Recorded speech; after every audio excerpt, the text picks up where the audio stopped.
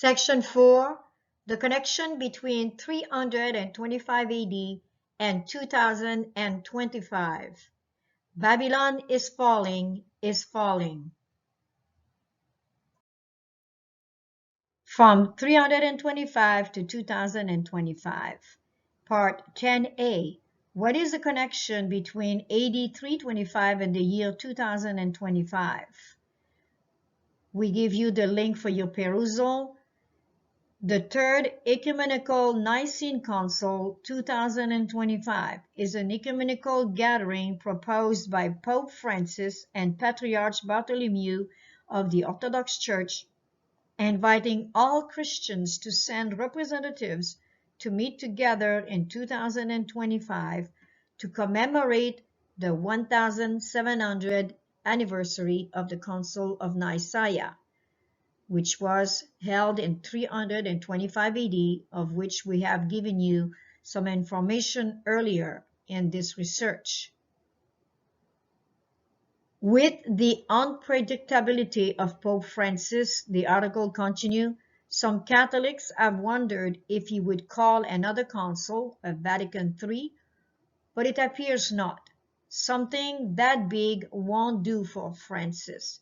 He's thinking even bigger. The Church Universal will be getting a Nicaea III. Part 10b, Vatican II, 1962-1965.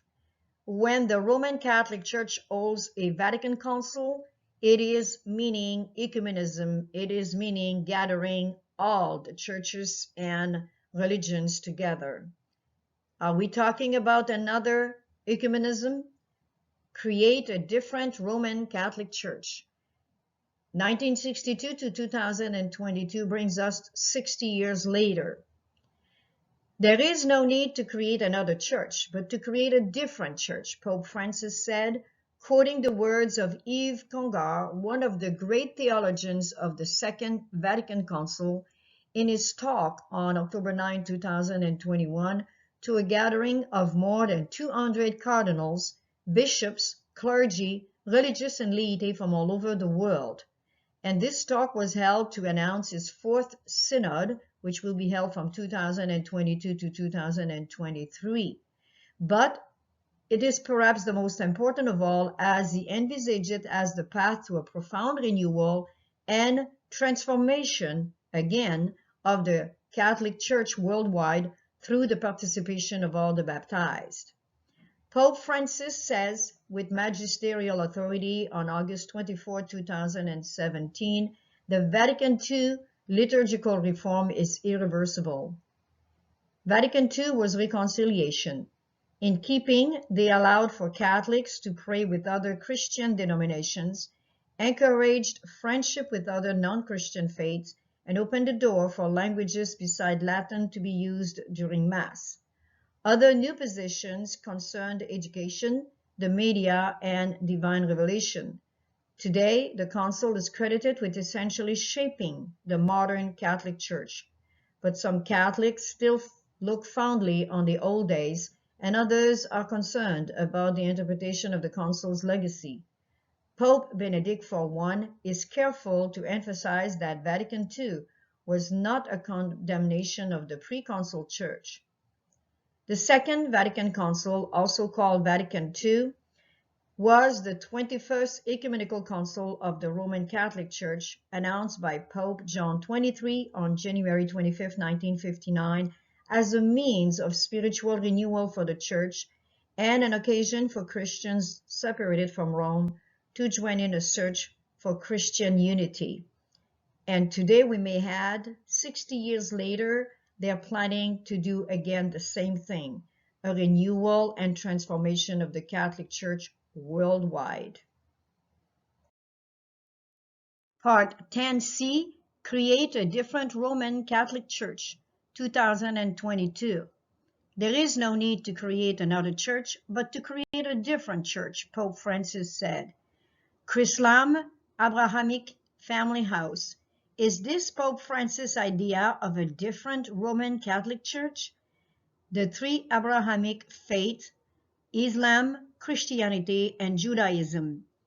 The interfaith complex, which we see the picture here, is set to open in 2022. Abu Dhabi has revealed the names of its upcoming Abrahamic family house, a multi-faith complex coming to Saidia Island in Abu Dhabi: Islam, Christianity, and Judaism.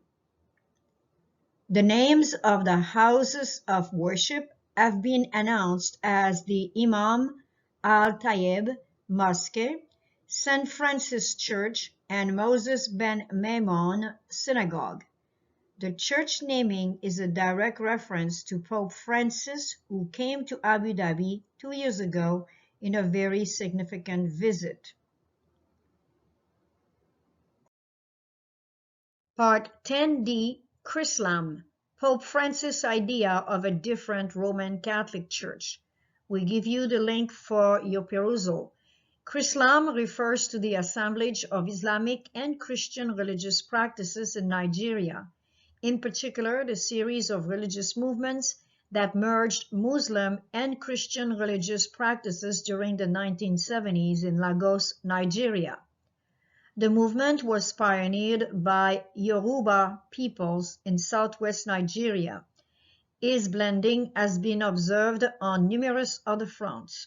According to the Washington Times, in June 2014, Pope Francis authorized Islamic prayers and reading from the Quran at the Vatican, stated to be an attempt to usher in peace between Israelis and Palestinians.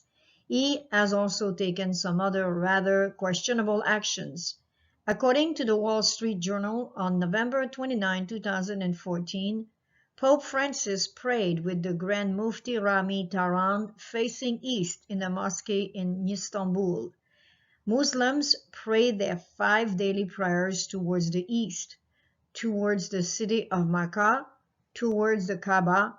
So what advocates of Chrislam see as a similarity actually exposes a major difference. Islam believes that Jesus is not God, the Quran 5:17. They reject the deity of Christ. The Quran emphatically states that the very idea that Jesus is God is blasphemy, Quran 5:17. Moreover, Muslims deny the death of Christ on the cross, Quran 4:157-158. Islam and Christianity radically differ. The teachings of Chrislam and Islam are not the gospel, once delivered to the saints, according to Jude chapter 1, verse 3. Christ alone mediates salvation, 1 Timothy chapter 2, verse 5, and actually saves, John chapter 3, verse 36, and chapter 14, verse 6. Acts chapter 4, verse 12 states, "And there is salvation in no one else, for there is no other name under heaven given among men by which we must be saved." No other name includes Mohammed and Allah. Christ lived a perfect sinless life, died and rose again, according to 1 Corinthians chapter 15, verses 1-4. In Jesus' perfect works, he fulfilled the entire law.